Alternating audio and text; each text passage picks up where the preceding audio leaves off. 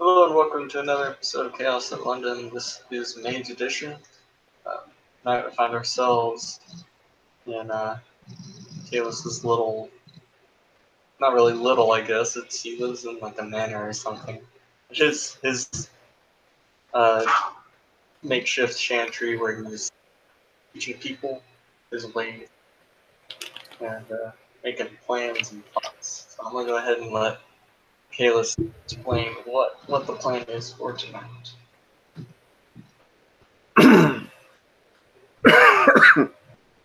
All right. Well, as mentioned, he's gathered some of the acolytes, especially the younger and more recently recruited hermetics, and he has brought them under his mentorship, under the premise that the leadership of the hermetic chantry was holding them back, not challenging them, and not teaching them any more advanced magic, just coddling them. He's been training them, working with them, and has decided that it's time that maybe the rest of the Chantry fall in line as well. To that end, he has instructed his youngest acolytes, those who are still new to the order, to stay at his manor with the Society of Elder Oak, which is his occult society. And the society was built upon the found teachings of the House Didne, which had previously been destroyed. Basically, they had some tomes and were self-taught and grew up as a sort of a secret society of occultists among the nobility. He also has his head sorcerer, Percival, who had previously led the society, studying with these younger acolytes, basically helping to establish a legitimate chantry here and unify the teachings. However, his more advanced acolytes, he will have come with him, which would be Rashida and Morton, as well as his totem, who, although he'd been battered, has been given some time, worship, and a healthy dose of quintessence from the node to hopefully rejuvenate him sufficiently. And Still looking a little like he's not quite at the level that he was immediately after gaining from Odin's spear or the world tree stuff, but he's definitely way better than he was. Um, so probably 90% power, roughly. well, Kalis will, kind of recommend that he stay in the Umbra and observe unless he's needed. But Kalis is going to take his cane, which Morton has reinforced. He will take his dagger as well, which he's held on to, and his two acolytes, and go to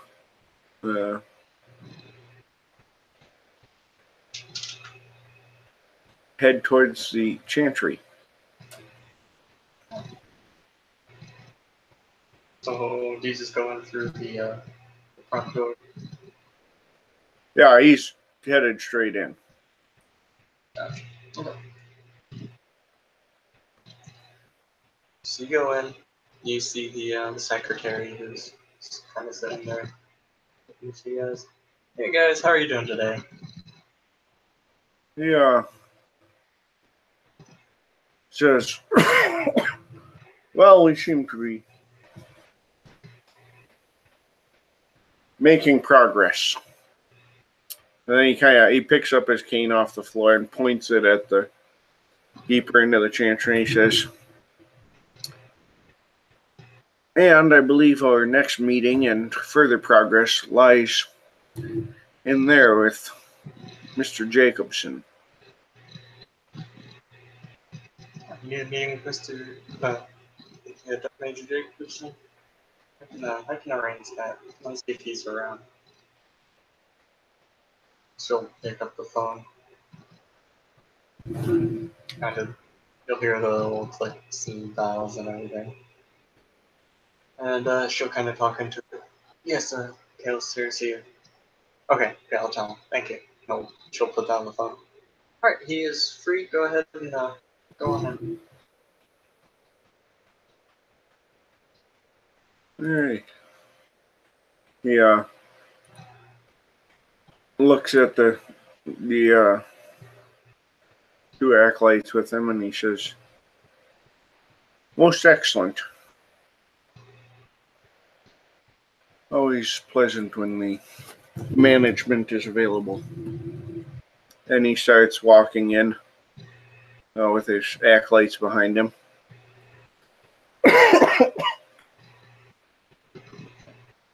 He's going to kind of take stock of who else seems to be around. Obviously the secretary, but he wants to see if there's anyone else of significance around. That sort of thing.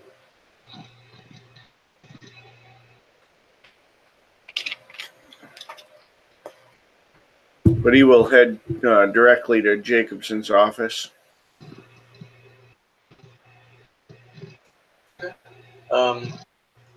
Here's just the typical, like, people studying in the library. Nobody really, out of the ordinary. They haven't seen her 100 times before. It doesn't seem to just kind of be, training. Gotcha. So these are just, would be like the other acolytes that did not join me. He will head up to Jacobson's door and he'll take his cane and knock on the door gently, but he doesn't really wait for an answer. He lets himself in right away after. Oh, okay. Jacobson looks like he was about to say "come in" when you answer, and he'll put that steely gaze on you and say, "Blackthorn, how are you this evening?" He'll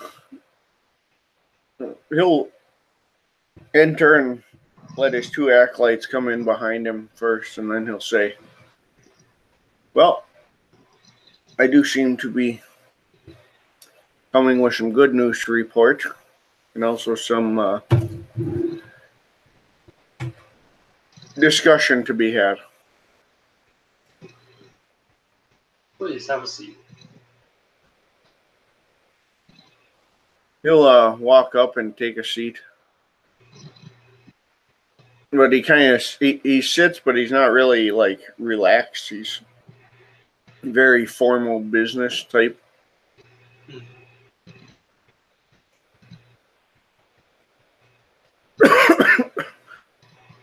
And he says, "Well, I suppose it's easiest if we head straight to business, isn't it? No sense wasting one another's time." Correct. Excellent. Then I'll make this simple. We seem to be doing very little in this city, considering how much of a mess it is. There was a time when the Hermetics were looked to as leaders, as those who addressed issues and resolved them. Now it seems we sit idle while others address them, regardless of what is in our best interest or what we feel is the appropriate solution.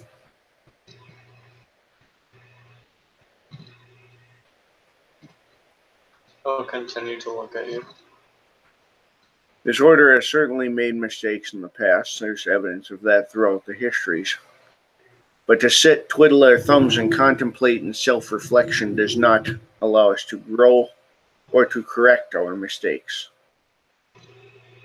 I am here because I am not going to sit and twiddle thumbs. I'm here because I'm going to take action and correct mistakes. And I have begun to do so. And what are your plans exactly? He looks directly at him and he says, "It's somewhat He's not really. It kind of almost like a very authoritative tone. It's this charismatic, and he says, "Well, I am here to announce the reformation of House Dydney, wrongfully destroyed by the traitorous Tremere."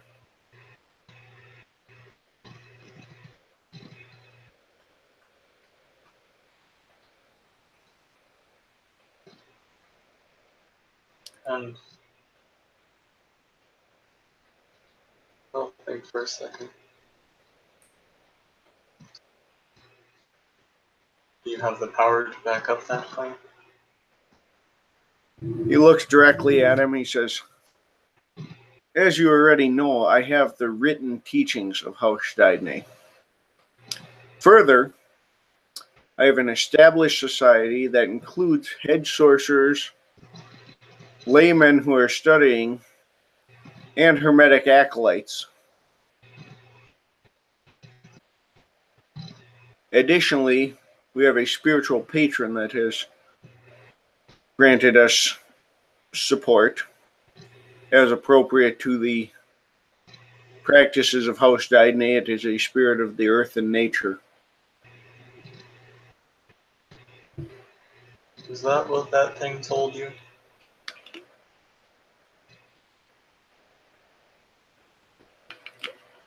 He kind of chuckles and looks at him and he says, "No, it wasn't a matter of what he told me.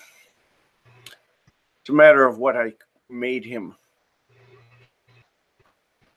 What he was initially was something twisted, warped.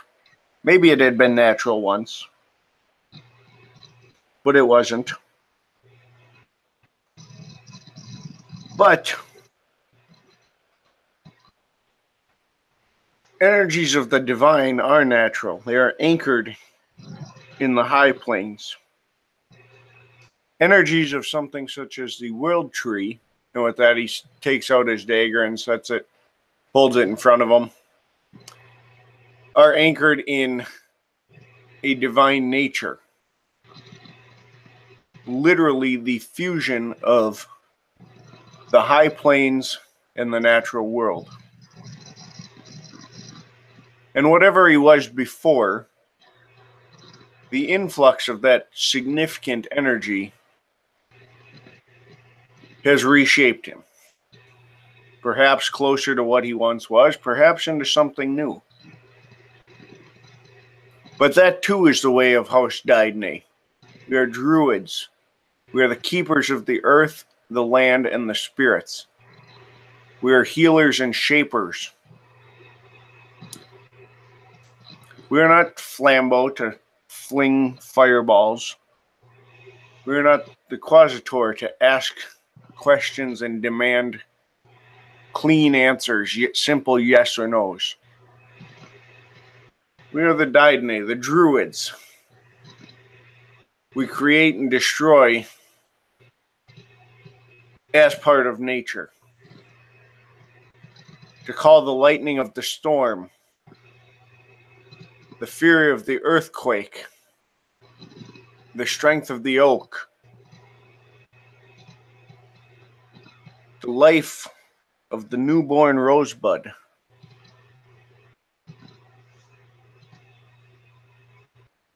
That is the way of the Dydney.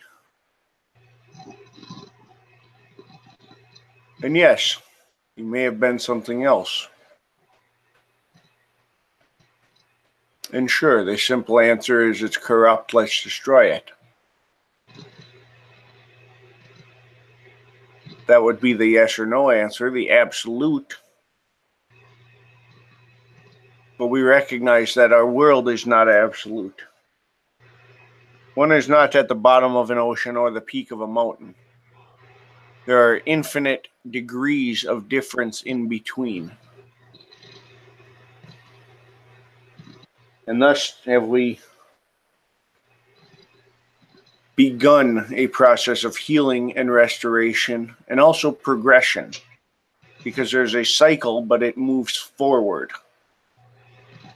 We are not euthanatos to think that this is a never-ending wheel, endlessly repeating. It is advancement and growth within a cycle. And then he kind of chuckles and he gestures back out to the floor and he says, your acolytes could barely handle imps because all they know is a simple circle. Flat, two-dimensional. No depth, no change, no variation. I brought them, and I taught them about the world. The minor imps that they called forth are playthings. And you and I both know that no matter how much practice with such measly, pitiful spirits they have, it won't prepare them for those that we encounter beyond.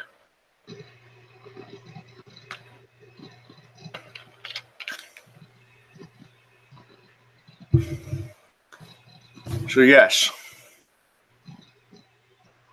I have a spirit, a patron for the house. And yes, it is a spirit of this world and the next.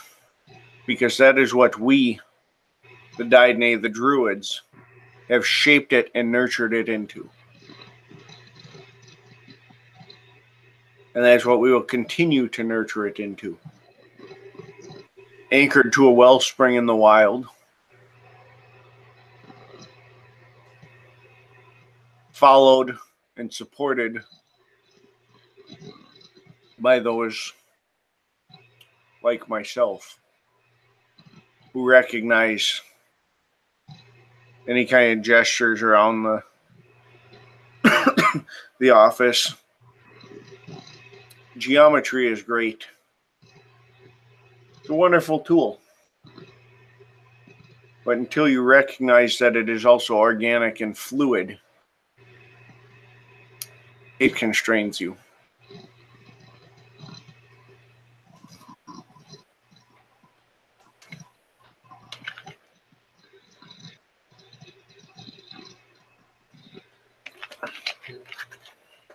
So you think I've been sitting here, sitting idle, while the city burns, playing my fiddle, as it were? Is that what you think?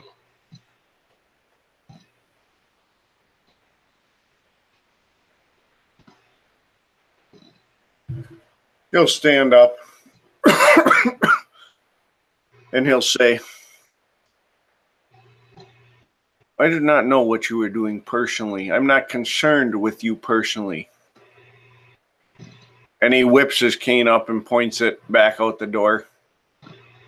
I know that there were a handful of acolytes there who were sitting idle because they were not developing, they were not growing, because they were not being nurtured, nor were they being tested and tried. The wolf pup doesn't learn to hunt eating out of the hand of man. He learns to hunt because he's hungry. He learns to fight because he's attacked. Yes, we can't throw the acolytes into the streets. I've seen these entities. I can imagine what they're capable of simply by what I have witnessed. But to coddle them, have them playing with imps and drawing pretty pictures on the floor, it's doing them and the order a disservice. And while you personally may have been active, the order is not.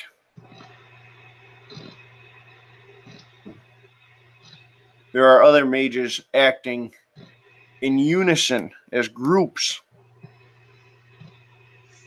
And when they look at one another, they don't see in their midst or at their head a hermetic. They do not see those who pioneered and codified magic. They just see one another. These wildling sorcerers, these mages whose practices are diverse and lost and meandering because they have no guidance. We speak of the traditions, and while some of them may even predate us, none of them matched us in terms of nobility, capability, and administration.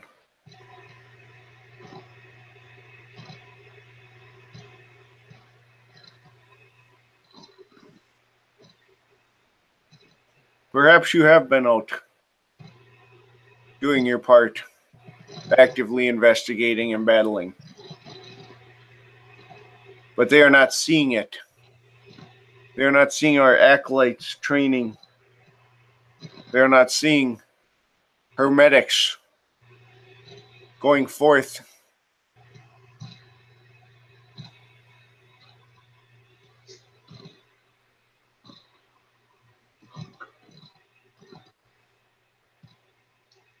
Well, we, the Didne, may be grounded in Druidism. We recognize that the hermetics come from Rome. That's the origin of our practice. We are the Order of Hermes. And when Rome went forth in conflict, they did not send out a lone warrior.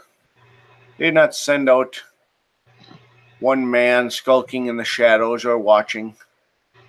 They sent out a phalanx, an organized, well-drilled, prepared force.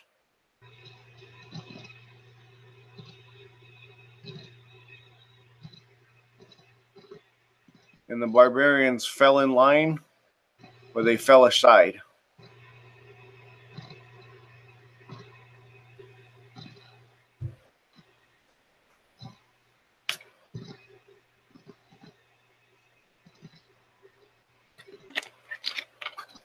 So what have you done against this threat?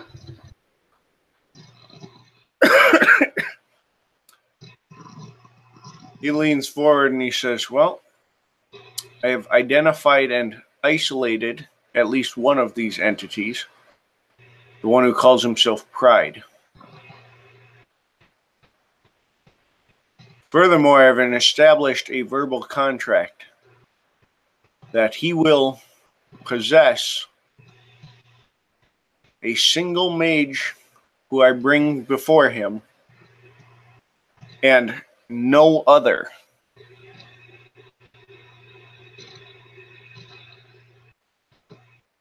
So you throw one of our own to the enemy. Michaelis chuckles. He says, I'm not bringing him a hermetic. We have plenty of other buffoons that are far less capable in this city. Oh? And who do you plan on bringing then? He kind of leans back and arches an eyebrow and says, I had some candidates in mind, but was still scouting the field. And who are these candidates? He leans forward and he says, well, first on my list is the same Verbena foolish enough to offer up his wonders to feed my spirit.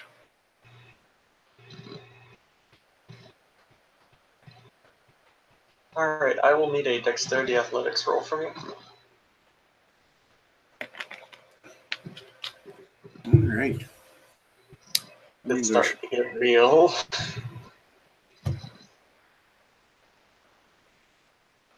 Probably not going to go so well because it's a 2-die pool, but You never know. should probably be in the right dice room too.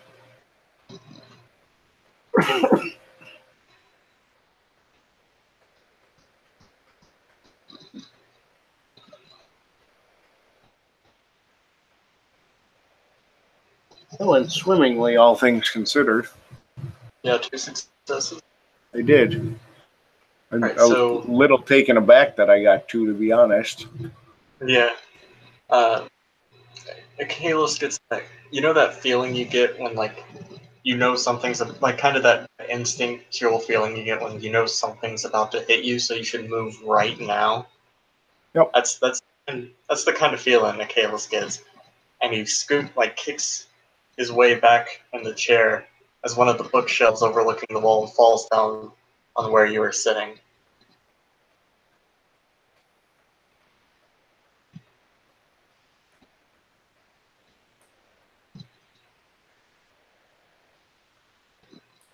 Well, my just little sorry, go ahead. he just kind of looks at it and stands up.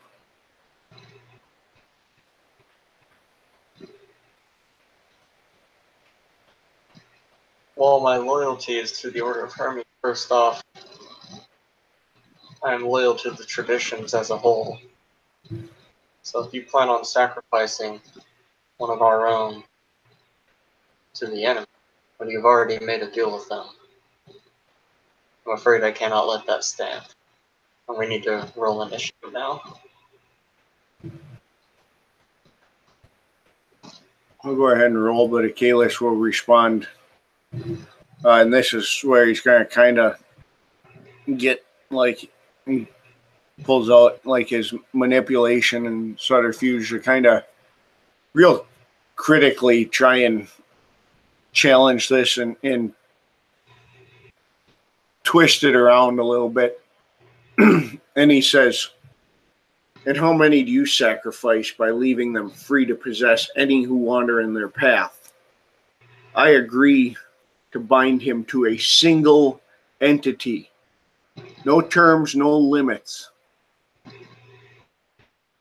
This isn't for the rest of that being's life. This isn't for a week or a year until he decides to leave. This is his one and only."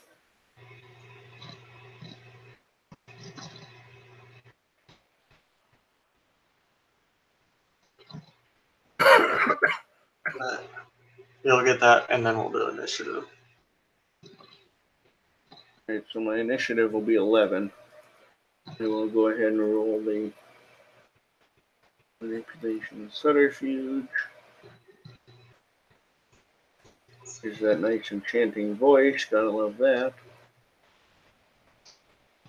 And I should probably roll for your boys too. For your boy and your girl, rather. So they don't be. They aren't just gonna sit here and let their master get fucking sideswiped by some fuckboy who's just been sitting at a desk all day. Right? Pencil pusher.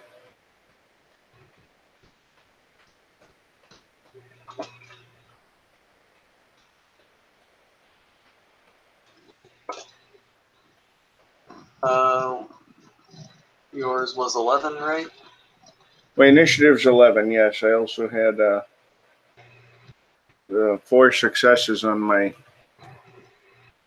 manipulation subterfuge.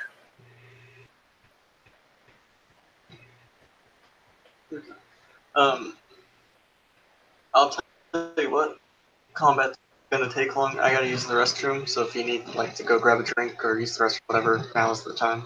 We'll reconvene here in a couple minutes. All right.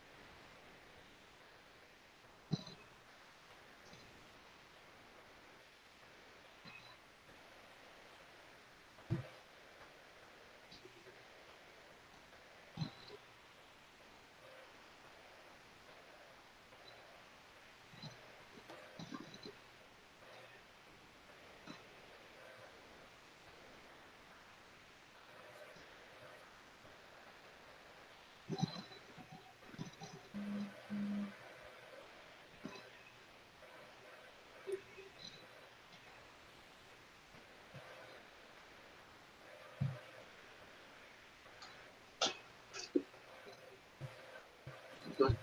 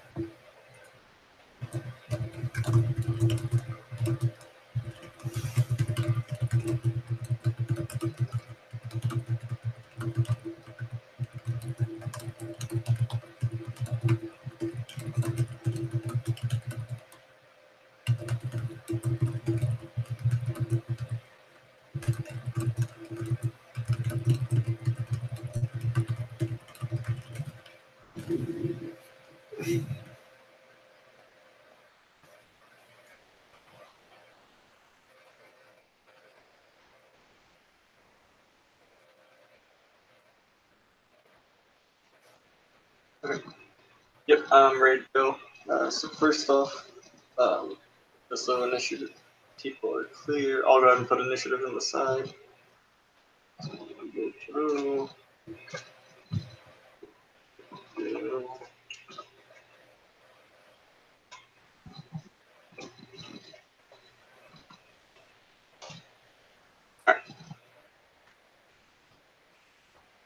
Alright. So before we get started, what is Kaelus's paradigm? Let's see how it's specifically declared. So I'm assuming his office is his sanctum. Yeah. Ancient wisdom is the key. Okay. Well,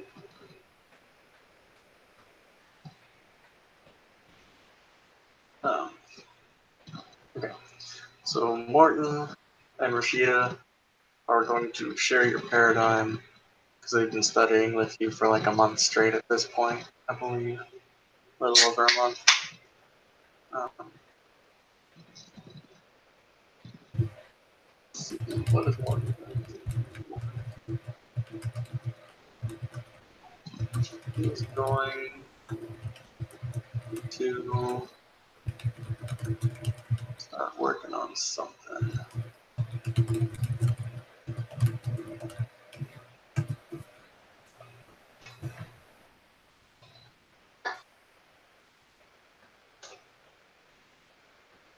Held that role. Goes to Rashida, who is going to. Okay, I know Rashida. Would Kaelis be consenting to Rashida opening up a mental link between the three of them? Yeah, she would not avoid it. Okay.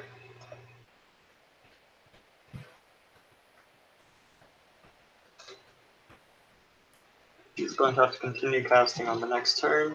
Brings us down to a case. All right, I'm going to draw the conclusion at this point that Jacobson is hostile.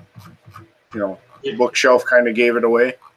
Yeah, he is. He doesn't look like he's backing down after your statement. Is he still sitting at the desk? Yes.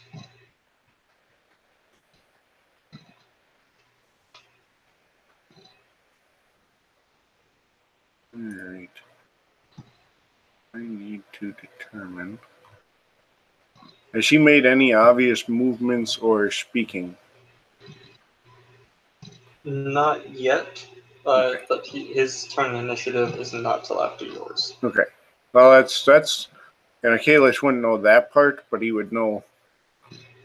Yeah, this guy. If he is going to start something, he hasn't started it yet. Right.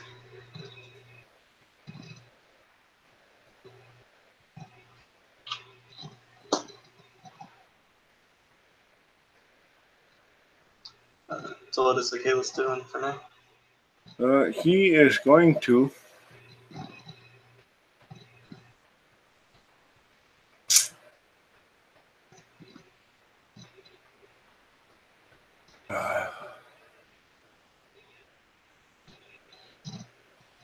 F it. He's going to hit the desk full force to try and slam the desk back into Jacobson, and he's going to hit it with his cane.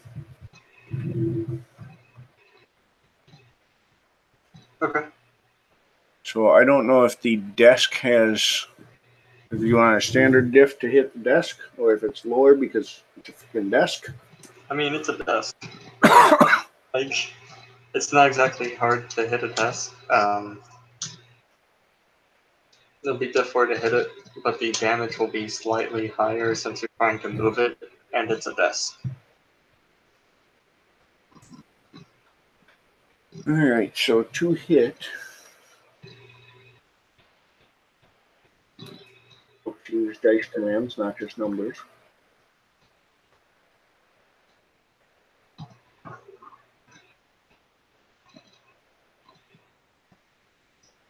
I had 5 successes to hit it. Okay. And my cane was doing strength plus 9. Yes. So 4 of those roll over, so I'm at strength plus 13. Yes. Strength is currently 1, so I'm at 14 dice. Yeah.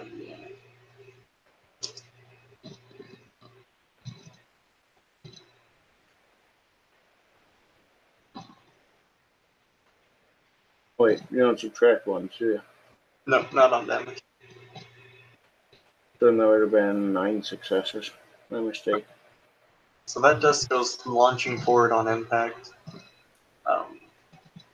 And he seems to get pinned to the wall behind it. He's standing up now. And it is his turn. So he's going to.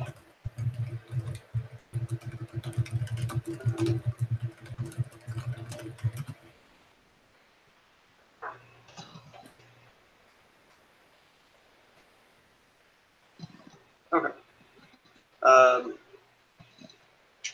Give me a passive perception awareness check.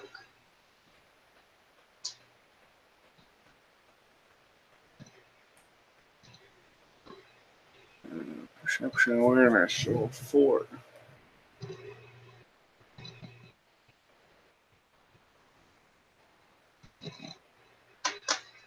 Well, if I could type, that would be great. 3 successes. Okay. You get the feeling that he has just tried to send out a message to somebody. Okay. Can I speak as a free action? Yes.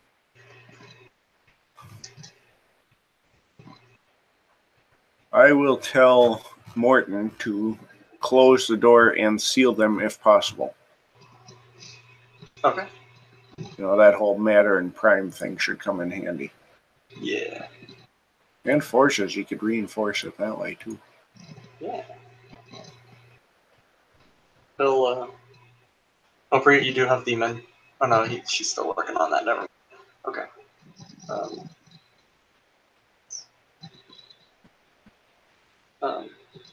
So we will go back to top of initiative. Morton is going to try and do as you said.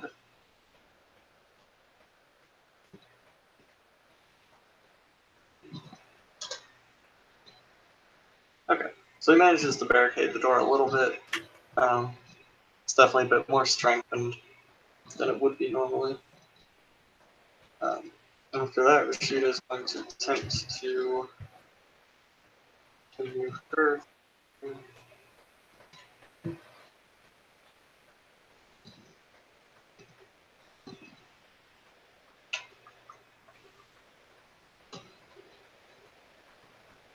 Oh, it would help if I connected.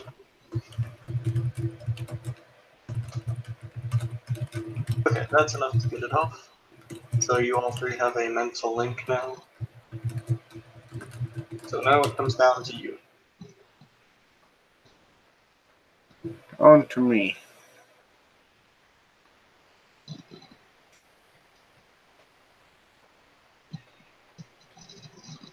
All right, well.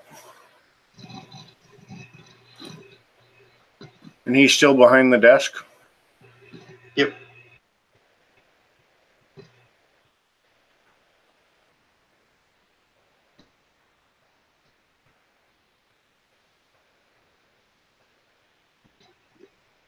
So I am going to step up to the desk and hit him with my cane. Now, if he's pinned, that would qualify as immobilized. Correct. So it's a reduced by 2 if he can move, which I assume his upper body could still move. Yeah. At least enough to kind of try and weave and dodge side to side. Yeah.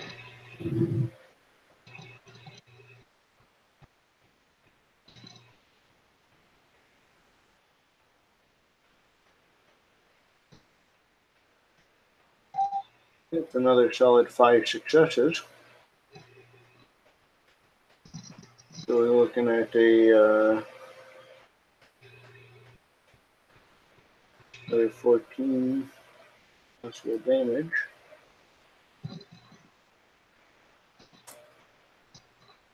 He is going to take 8 damage. Okay. So whenever you swing at him, you will notice you swung pretty hard, especially with the staff or with the cane's enchantment. But you will notice a bit of resistance to it. Okay. Does it seem to negate the blow or just lessen it? Lessen it.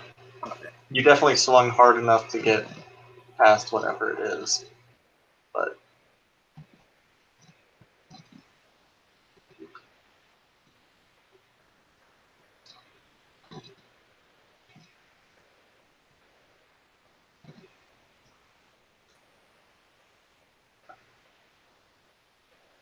so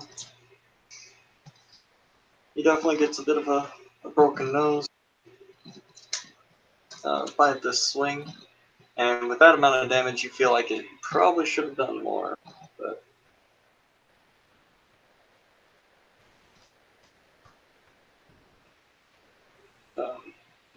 after that, it'll be his turn, and he's going to say something in. Does Akela speak in Nokian? No. He does not. Okay. He'll say something in a language that Kalis does not. He's probably seen it in some of DNA's writings, but he doesn't understand it. Like it looks similar to some of the words he's seen. Sure.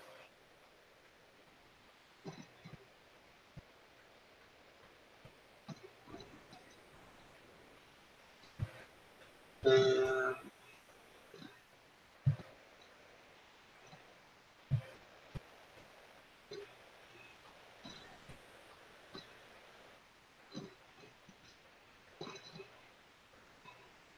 he's going. He holds a hand out to Kalis, and I need Kalis to make a strength athletics check. Oh boy.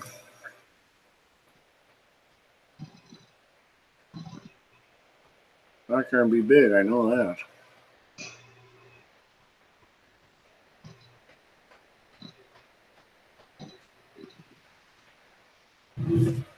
A whopping 1 dice. Hold on. So a 7. Okay. I assume that's a success. Yes. So Kayla's kind of. It looks like his intent was not to harm so much as it was to get you and the desk away. So you don't lose your footing, but the desk slides back up against the wall, almost hitting Rashida and Morton on the way. Okay. We'll go back up to top of rounds, unless there's any free actions you'd like to take.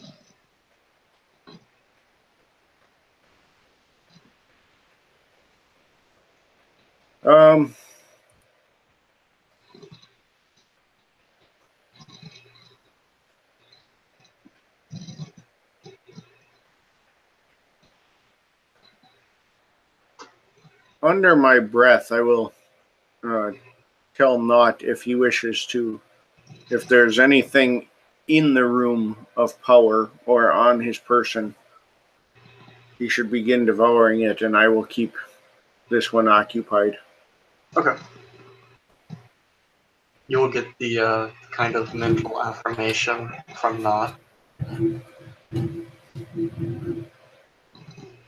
we are at top of rounds. So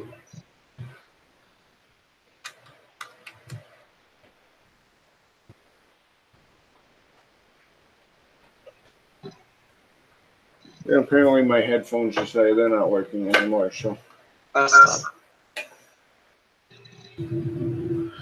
we'll make this work for now.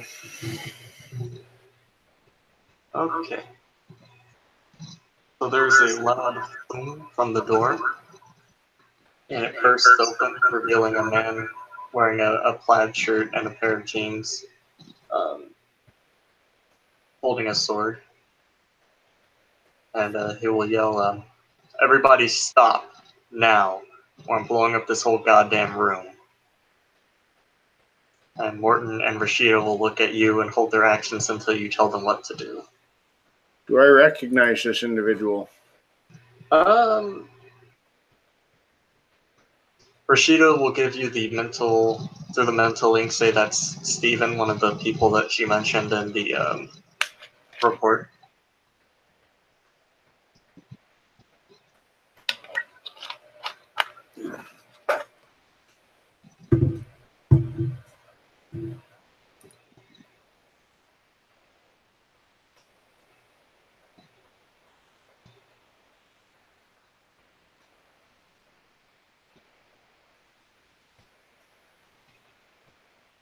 All right.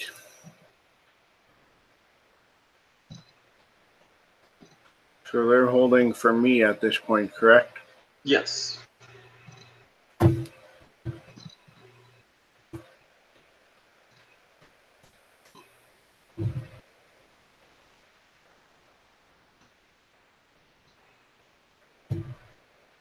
I am going to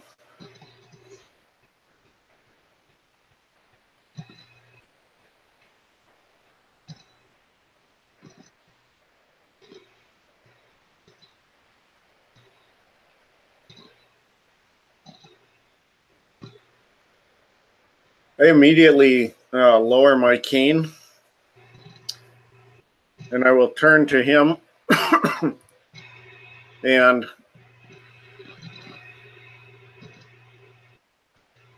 I say, "Well, good sir, you must be Stephen. I greatly appreciate you intervening. I don't know what came over Jacobson here. We were discussing strategies to deal with these entities, and I made a proposal, and he felt it appropriate to assault me with a bookshelf. I'm here attempting to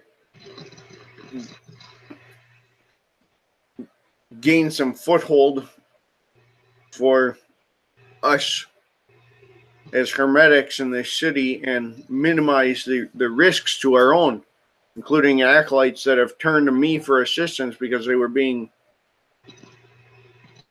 stifled and to some degree ignored here." And he's going to attempt to, basically he's trying to smooth talk it and make himself out to be the reasonable one. Gotcha. So I assume that would be a manipulation subterfuge. Yep. It's not quite a lie, but it's one hell of a twist.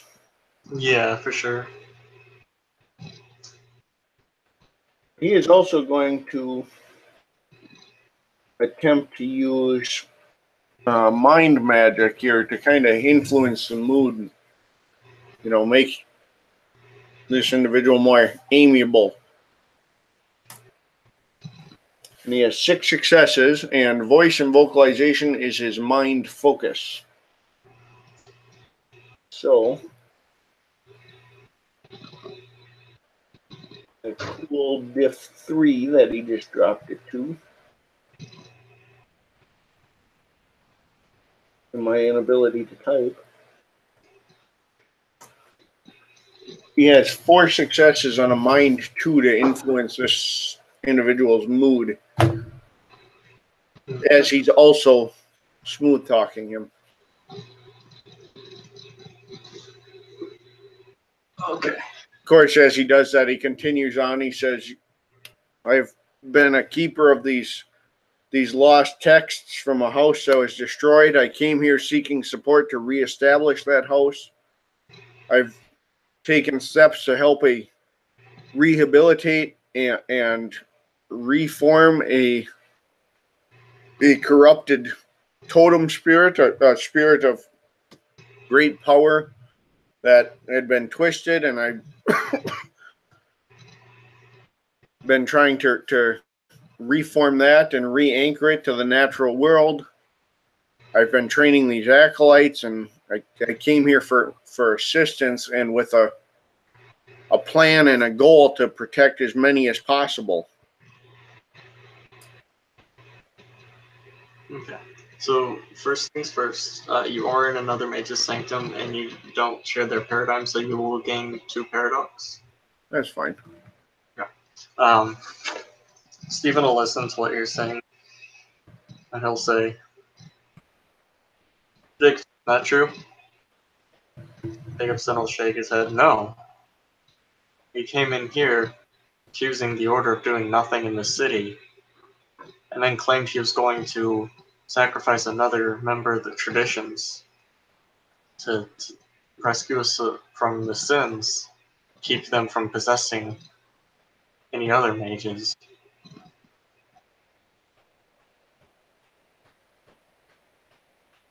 And Stephen will just kind of walk into the room. He's not holding his sword out to anybody. He's kind of got it facing down at this point, but he's watching everybody in the room.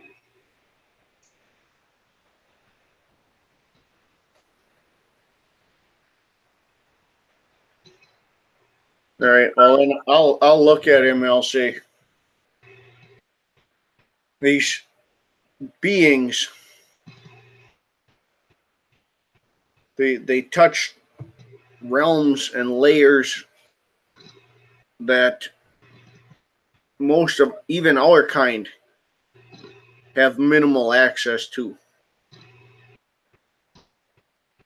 They exist and permeate through our world, the spiritual realms, the realms of the mind.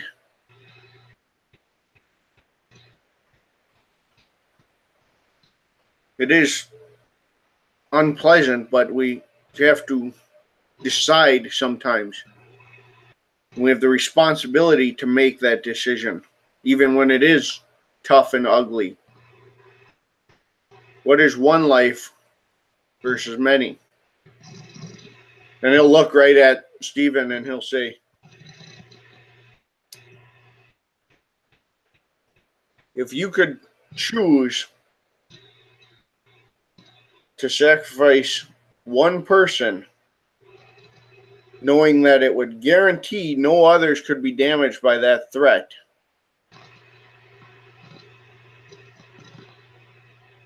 as opposed to the great risk that currently hangs over all others,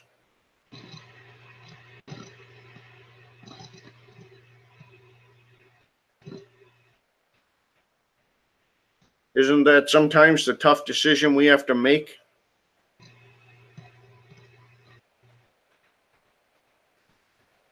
It's the tough decision for someone to make, but nobody in this room is the one to make it. If you want to sacrifice yourself, go ahead. You're not going to sacrifice anybody else, especially when you haven't talked to them about it.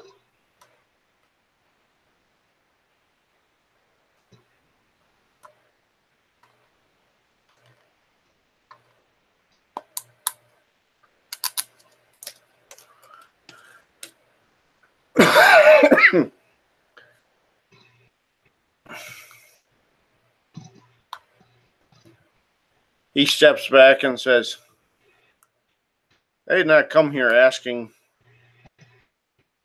for someone else to do this. I recognize the difficulty in such a choice. I had said I had potential candidates in mind. I didn't say I was going to go slit their throat in their sleep. I said I had people in mind who might be good individuals to approach on this matter. He asked if I had anyone in mind who might be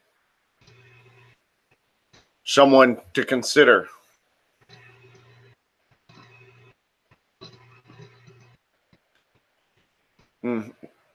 Blackthorn shrugs and says, you think there's not a chorister in this city who would follow in their savior's footsteps and offer themselves up to protect the innocents? We don't know if we don't ask.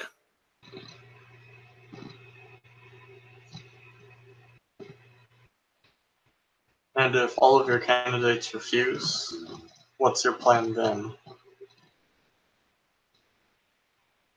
Then we approach a new plan. I came offering a plan. That's more than anyone else had proposed publicly. Very untrue. Not just a couple months ago, I attended a meeting held by someone calling himself the mysterious Mr. X. There were quite a few people there making plans and trying to figure out ways that we could combat these threats. But nobody's gone to talk to them about it.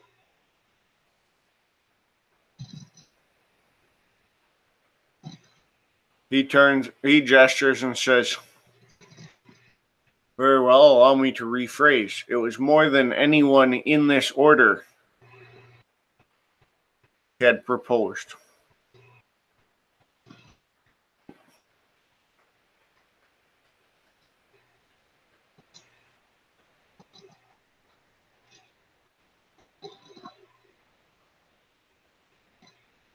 And I came here first because I put my faith in the order.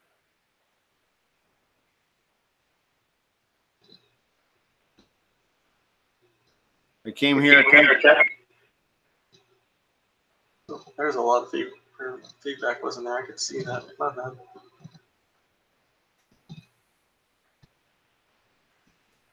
Go ahead. I came here... There is bad feedback.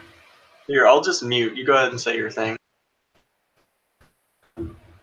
I came here rather than pursue outside assistance because I believed that we as an order were in the position that we could and had the right people to step back up to the plate and take a leadership role like we once occupied.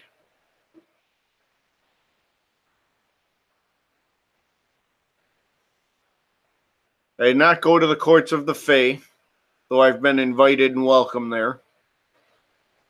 I did not turn to the others of this city. I did not go to the Verbena, though I have worked with them in the past. I came here because I believed the order to be the most capable, but that we were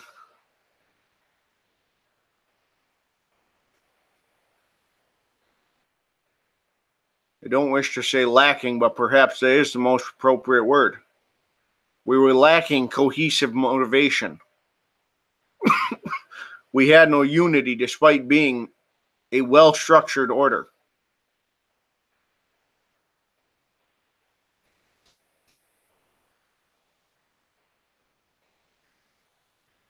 As I was telling Jacobson here, we're descended from Rome, we're order of Hermes. Rome's success came because they were organized and unified.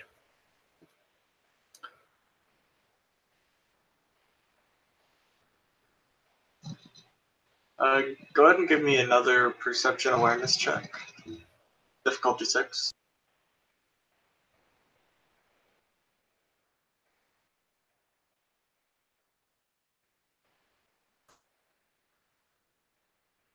That's one. Alright.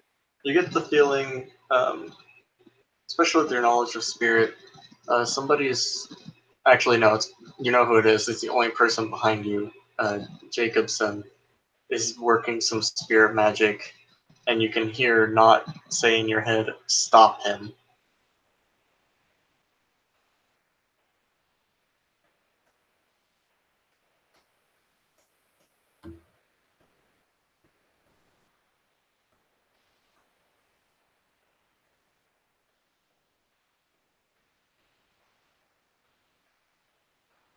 All right.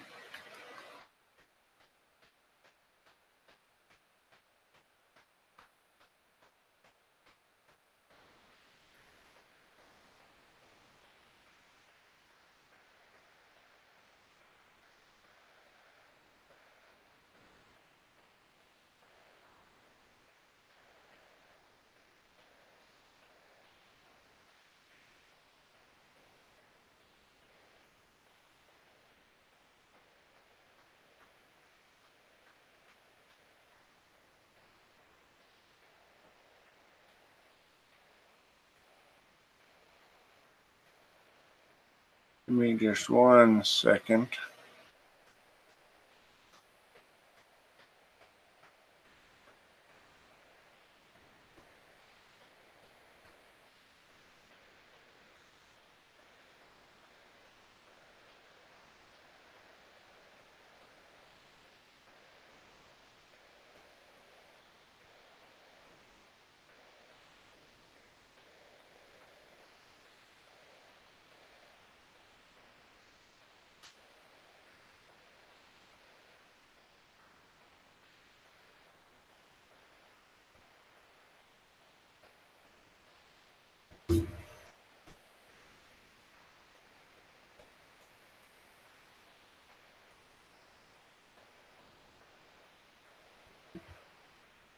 So Achilles is going to turn and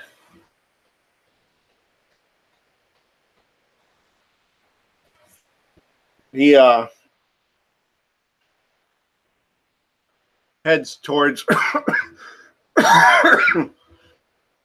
excuse me. He's going to turn head towards Jacobson, and he raises a hand and points. I need to find my damn page again.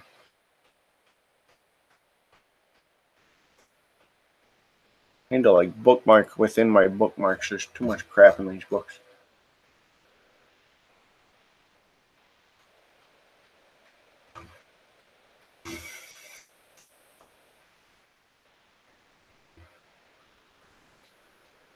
He will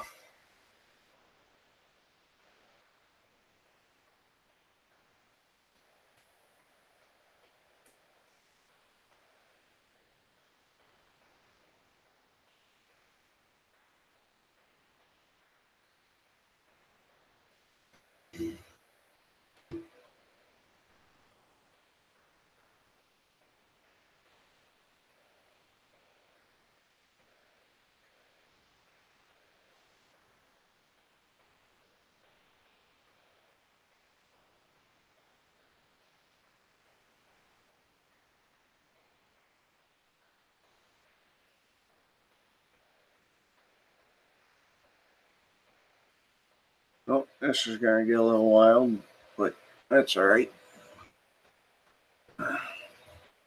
It's going to blow up one way or the other. These will make it crazy.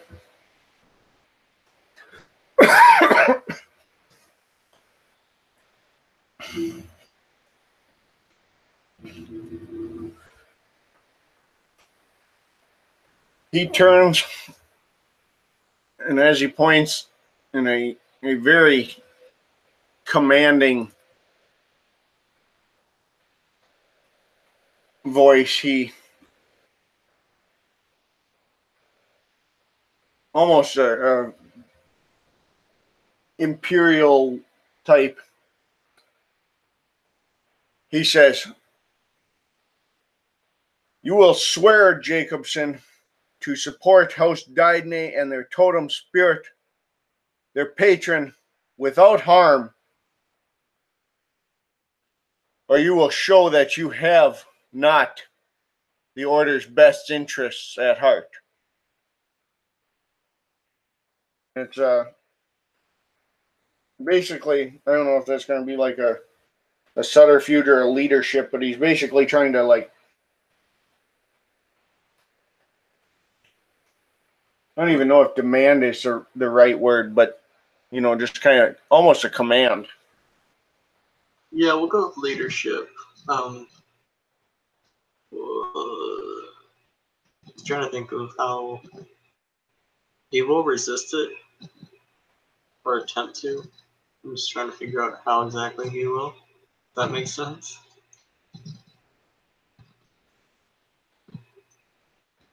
But yeah, you can go ahead and do your roll.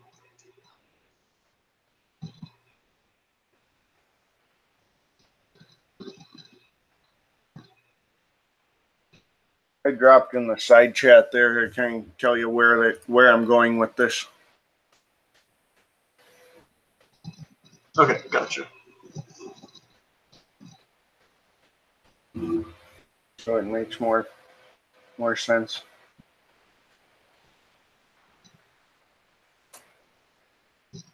Ouch. Oh wait, that was supposed to be diff 4. Shit sticks. You can keep the roll, just count up the way it should be. That gives me at least one extra success. Yeah. 3. Yeah. Which then lowers my RT roll.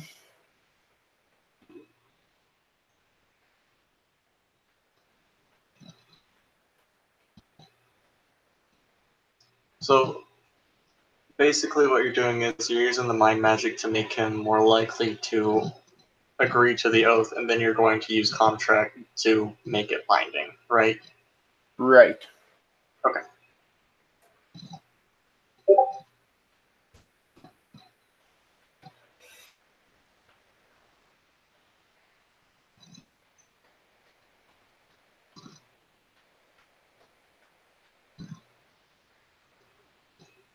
Just going to resist the mind effect.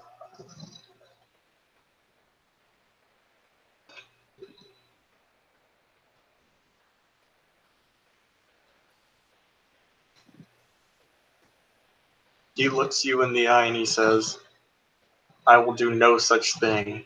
You've given me no reason to." That's the nice part about unleashing contract, is it's a demand.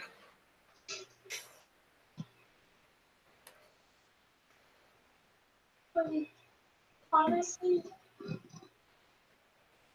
there's like nothing for the contract to grasp onto because you're the one that said the thing, and in order for the contract to stick, you would have to agree to it one way or another. All right, I'm gonna have to reread the unleashing contract then. Quick, give me a second.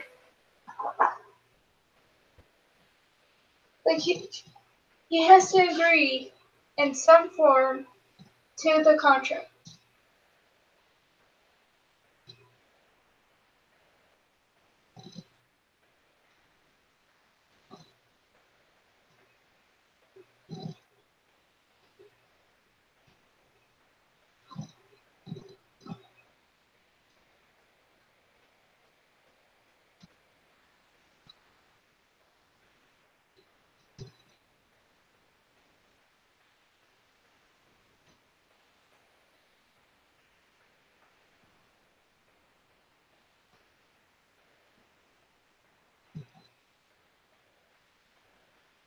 Like, that's the entire premise of contracts. Right, and But I guess what I was getting at is because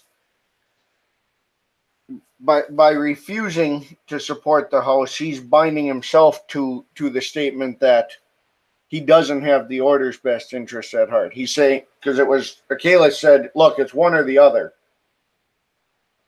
You either support the House or you show that you don't have the order's best interest. And so now Kalish is trying to hold him accountable to the part where he said, no, look, I'm not supporting your house. one second, I had to talk to something to Tiger about STJST. Sure.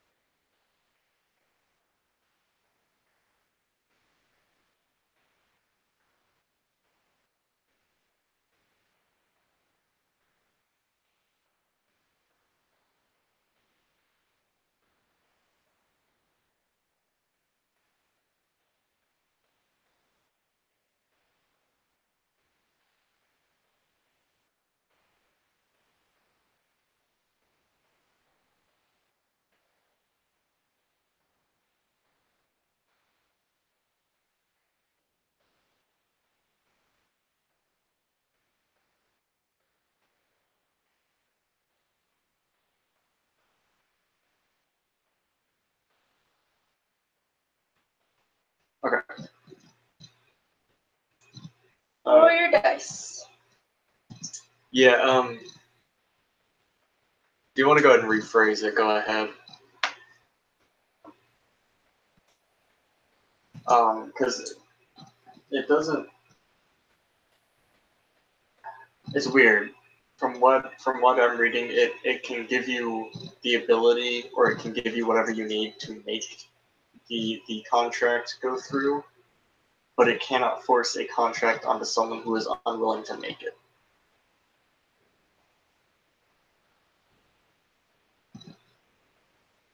Does that make sense?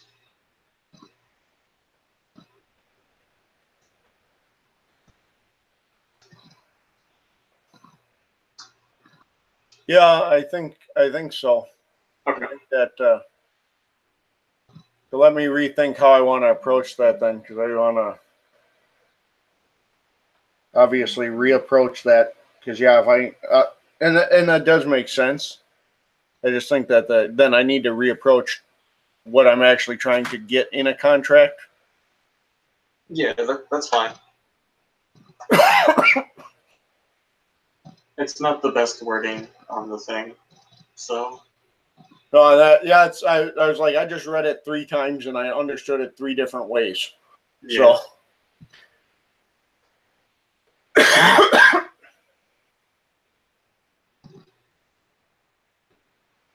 I will, just so for future references, make this clear and easy.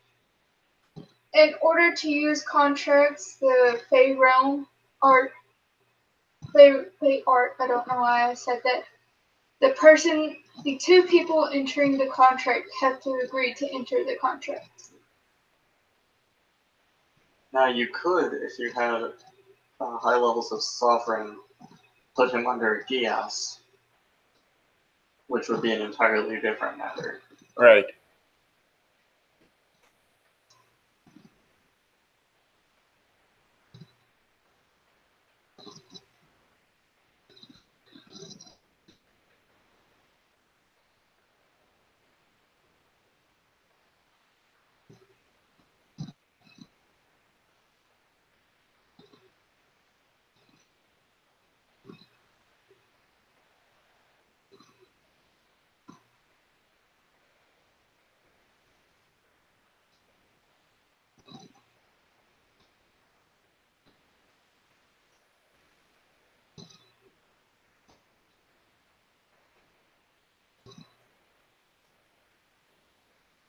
All right, so he's going to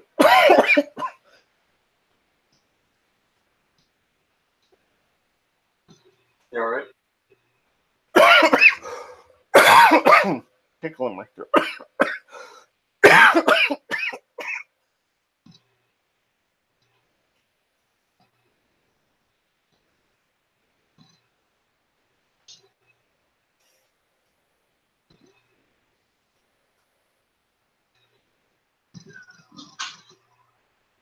So I think I know how I'm gonna approach this. I'm gonna send it to you, and you can see if this is gonna work first.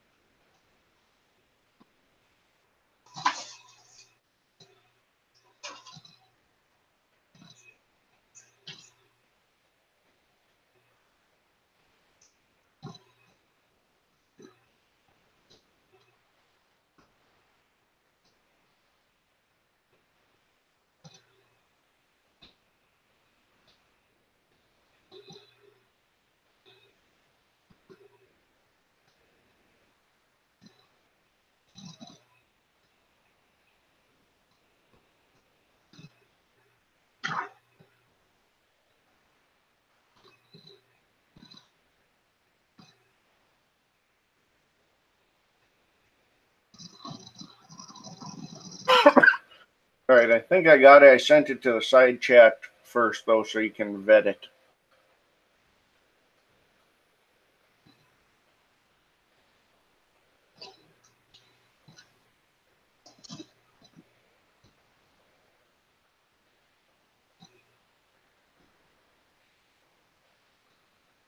So,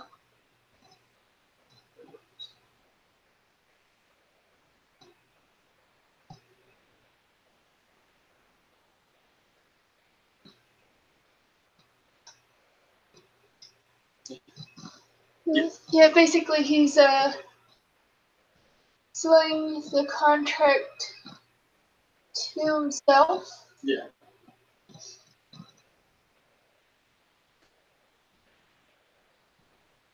I guess I was basing it more on the example where they under unleashing, where they say a noble might unleash looking demanding for a warrior only to get, like a blackguard red cap. Mhm. It's not, I'm just saying that, hey, look, this will happen. I don't know how. We might all get consumed in some horrific thing, but Yeah, no, that definitely works. okay. Give me just a second. I need to talk to Tiger.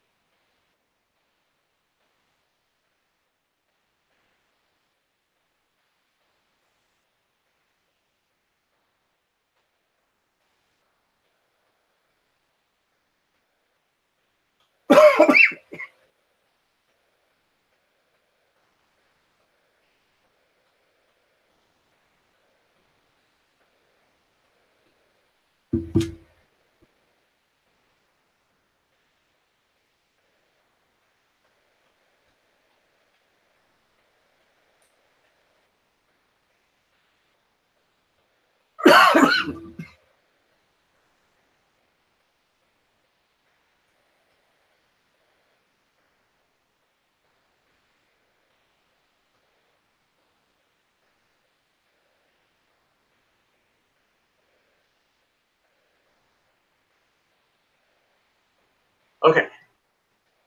We're good. If you want to go ahead and do your roll, feel free. How many dots of contract do you have?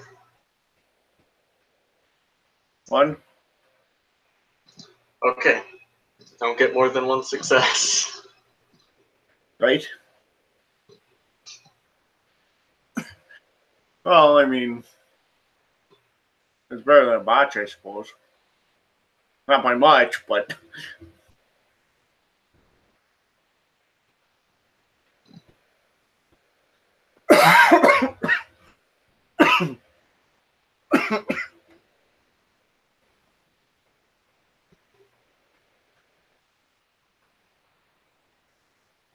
It is difficulty 7. Yeah.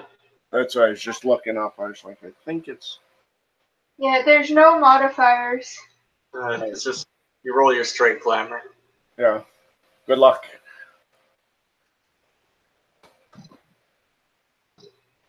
Exactly 1. Exactly 1. All right. So before I let you narrate what happens, he will look you in the eye and he will say, "I will never support any house you claim to lead."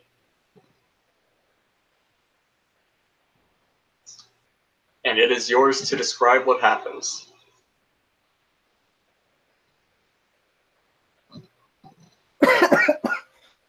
All right.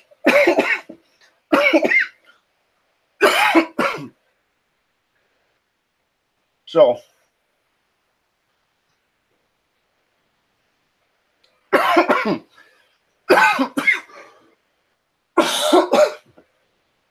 as he looked at him, he had said, "You will support House Didney and its patron spirit without harm, or I swear this entire chantry will be devoured to restore him." And then he responded saying he would not, correct? Correct. Okay. Well, as Kalis is a druidic, fey-touched, wild being, I'm going to assume that this is going to literally be binding at this point. Correct. And, well, I mean, literally. So vines and earth will, or like vines and stuff will literally erupt throughout the chantry and begin to tear it down, that naught may devour the energies. Not. Because he gets to decide. That is how religion works. He said the patron. Yes, and he gets to decide. House the end. He gets to decide. That is how unleashing works. He gets to narrate how it goes down. If he had overcast, then yes.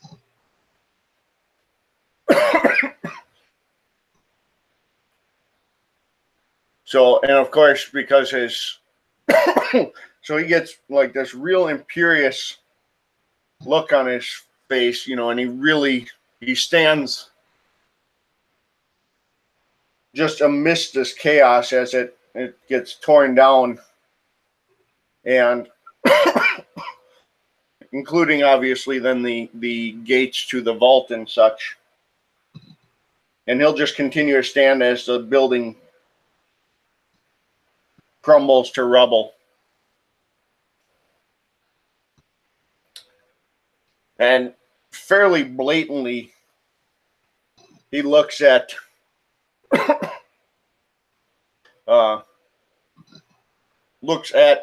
Jacobson and says, "Not devour."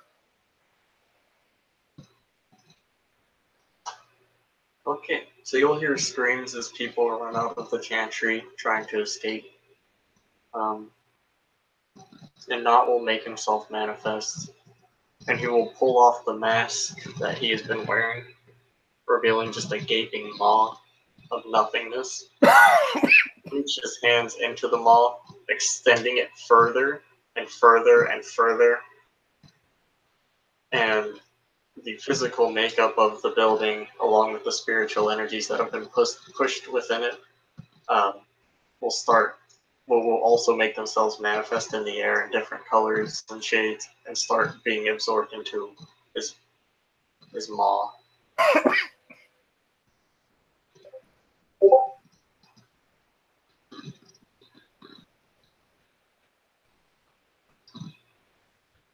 I'm going to assume that a buttload of Hermetic Wonders probably juices them up pretty well.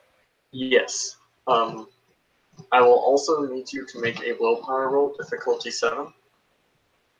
Because this shit's fucking weird, and you're basically gazing on very powerful umbral entities' black hole mouth. Perfect.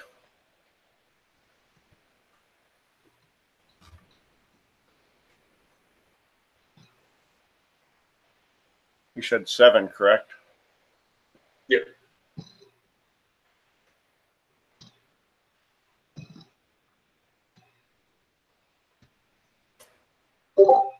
Son of a bitch.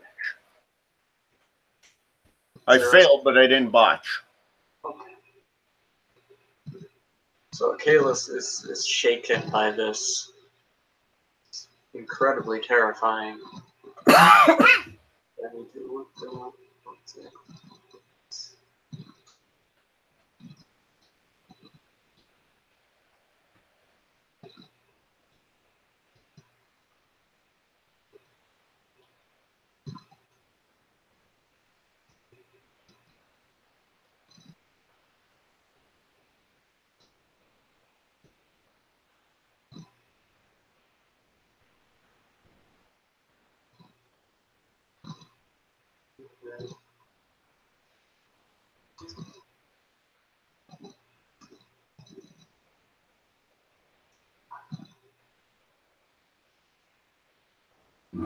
Sorry, 1 second.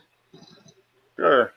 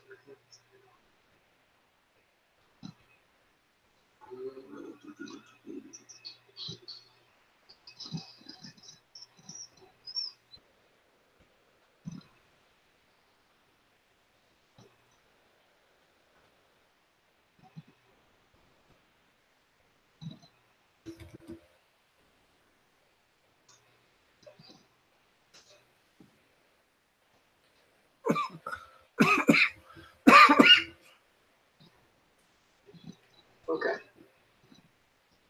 So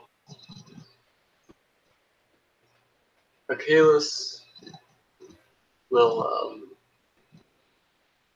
upon seeing this, just freeze in terror, watching as it all happens, as the building is turned into nothing and absorbed by the by his patron spirit.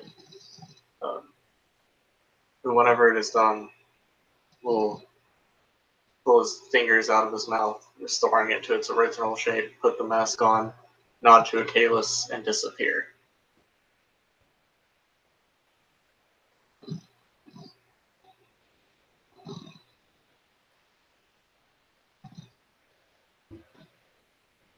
Okay. And Achilles will gain the Nightmare's Flaw until he gets over this mental trauma. I'm kind of surprised that's all he gets, to be honest. If you botched, it would have been awful for you, let me tell you. Oh, I imagine.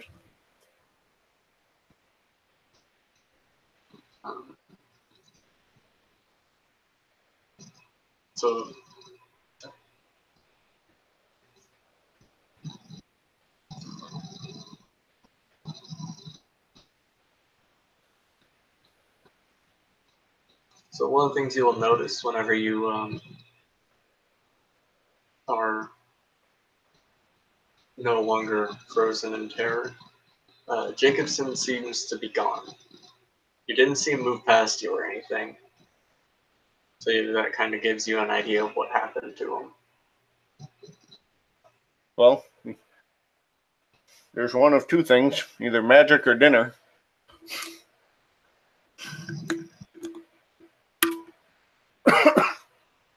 Okay. Steven. All right. That was going to be my next question. Where's Steven? Yeah. He's looking at you, looking at where Knot was.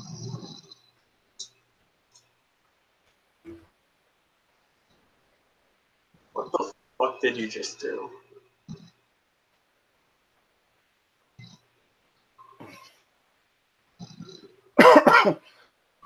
Achilles, very deliberately, he wraps his cane on the stone.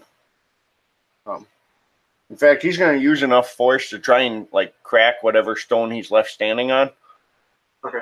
I don't know if you need me to roll, but with... I mean, it was like, what, 4 successes to the effect of that? Yeah, he was doing an additional 8 kinetic damage from it, so... Not super worried about it. Okay. He will turn and he look at him and say, order follows chaos. That is the natural cycle. Growth and decay. And before new growth can occur, he gestures around, the old must die.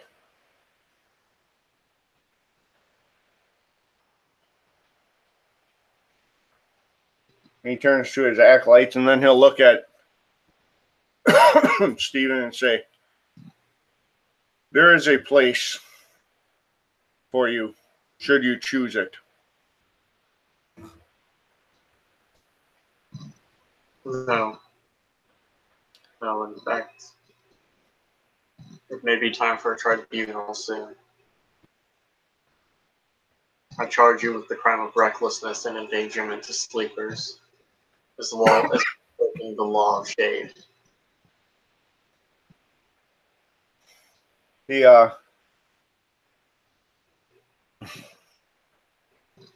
chuckles and turns and walks away and says,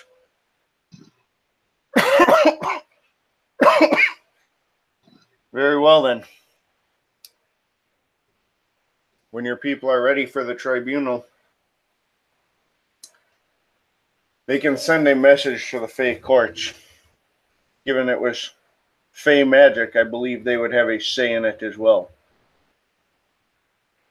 He gestures around him and he says, it would be reckless to enact such an undertaking with true magic. It would endanger sleepers to risk such widespread paradox. But the ways of the Fae do not bring... They are anchored already in the minds of the sleepers.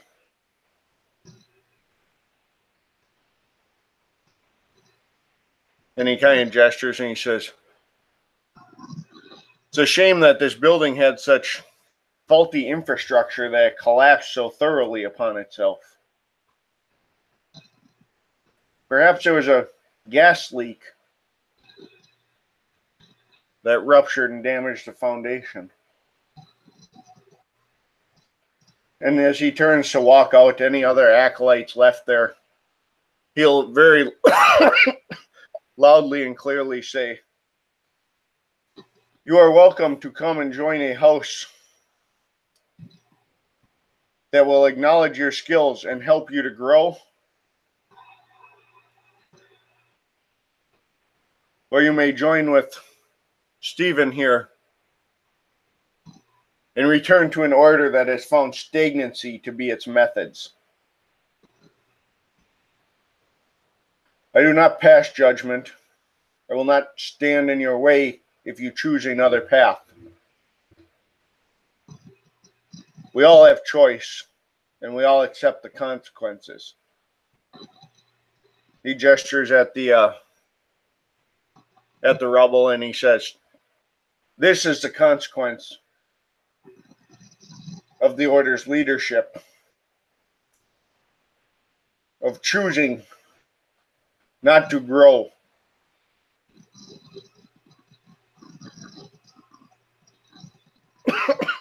And he just turns and walks out. And whether he doesn't even look back to see who follows him.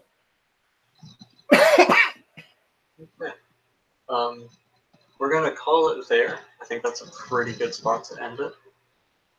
So thank you for playing. Thank you, future watchers, for watching. Stay tuned as we go in depth into the traditions, crime, and punishment system